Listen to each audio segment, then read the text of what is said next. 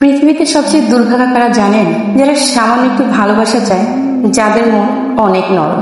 শুধুমাত্র ভালোবাসায় যারা সুখ খোঁজে, তারা সবচেয়ে বেশি প্রতারিত এবং অসুখী হয়।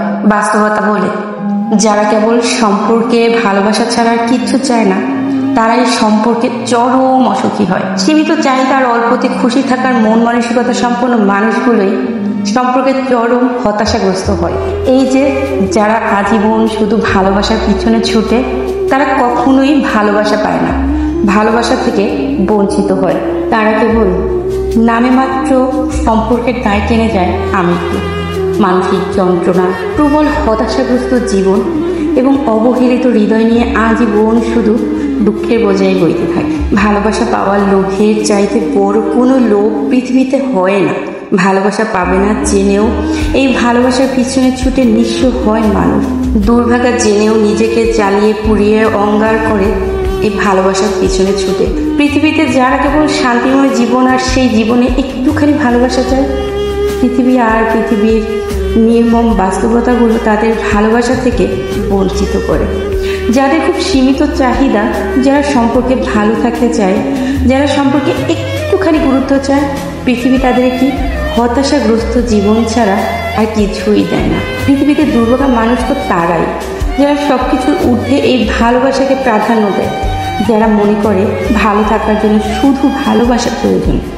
নিঃস্ব হয়েও যারা ভালোবাসার পাওয়ার লোভ কখনোই সামলাতে পারে না, যারা ঠকে যাওয়ার পরেও ভালোবাসার ফাঁদে ফের পা বাড়ায়।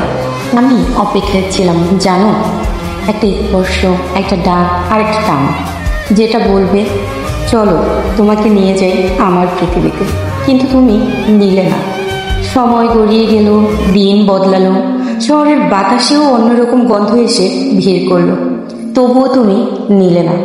আমি দাঁড়িয়েছিলাম ঠিক সেই মোড়ে, যেখানে তুমি বলেছিলে একদিন ফিরে আসবে।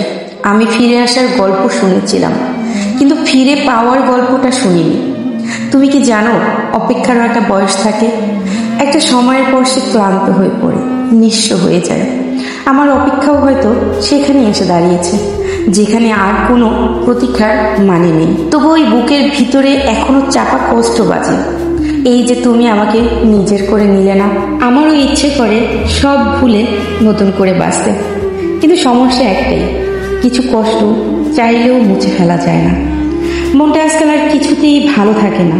হাসি দেই, কথা বলি, মানুষের সঙ্গে মিশি, কিন্তু ভিতরে শূন্যটা না দিনে দিনে আরো বড় হয়ে যাচ্ছে। সবাই বলে সময় সব ঠিক করে দেয়, কিন্তু কেউ বলে না এই সময়ের মাঝখানে কষ্টগুলো কতটা গলা চেপে ধরে, কতটা নিঃশ্বাস আটকে আসে, আর কত রাত নিঃশব্দ কান্নায় ভিজে যায়।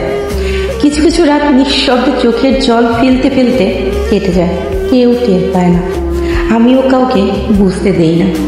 কিছু অনুভূতি কখনো প্রকাশ করা যায় না, শুধু বুকের ভিতর জড়িয়ে রাখতে হয়।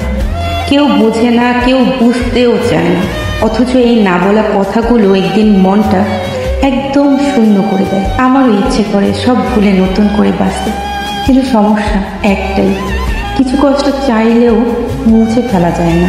আসসালামু আলাইকুম, সবাই কেমন আছেন? আশা করি ভালো আছেন। এটা ছিল আমার চিলি চিকেন রেসিপি।